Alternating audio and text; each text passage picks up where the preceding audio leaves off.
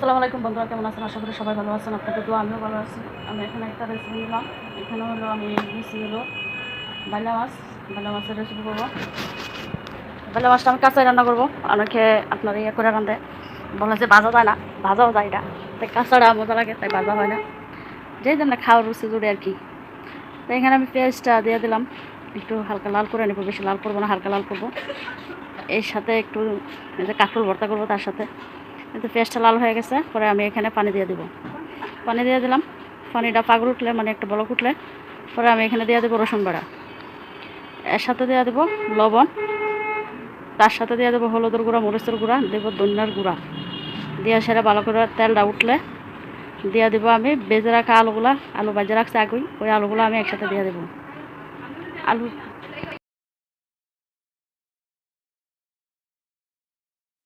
মাছের তখন পুরোপুরি জোর তেল উঠে গেলে তখন আমি আলুটা দিয়ে দেবো, ভেজে রাখা আলুগুলা দিয়ে সেরে একটু ভালো করে কষে আসলে যাতে হালকা একটু সিদ্ধ হয়ে যা, বা কাঠি দিয়ে গুঁতন দিলে যাতে ভেঙে যাও, ওরকম একটা ইয়ে হইলে আমি আলুগুলো দিয়ে দেবো।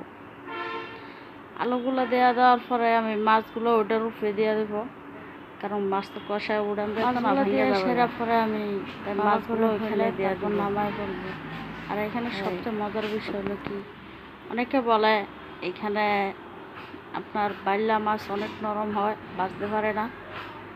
তাই এটা কিন্তু বাজাও যায়, বাট কড়াইটা যদি না লাগে তাহলে গিয়া কড়াইটাতে একদম তেলতলা কড়াই যদি হয় তাহলে এই মাছগুলো ভালো সুন্দর করে সাথে কাঁচা মাছের রেসিপি শেয়ার আমি আজকে কাঁচা রান্না করলাম, আপনাদের সাথে রেসিপি শেয়ার করলাম। এখন আপনাদেরকে আবার দেখাবো আমি।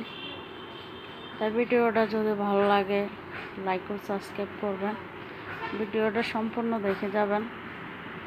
তাই অনেকে আছে ভালো লাগে না, তাই অর্ধেকটা দেখে চলে যায়। ভালো তো কোনোটাই লাগে না, তাও ভালো লাগতে হয় মাঝে মধ্যে।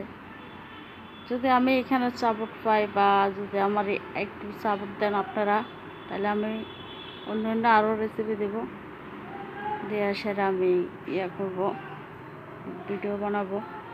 যদি আপনারা আমাকে সাহায্য করেন, সাহায্য তো করতে হবে, কারণ একজনের হাত ছাড়া আরেকজনে উঠতে পারে না।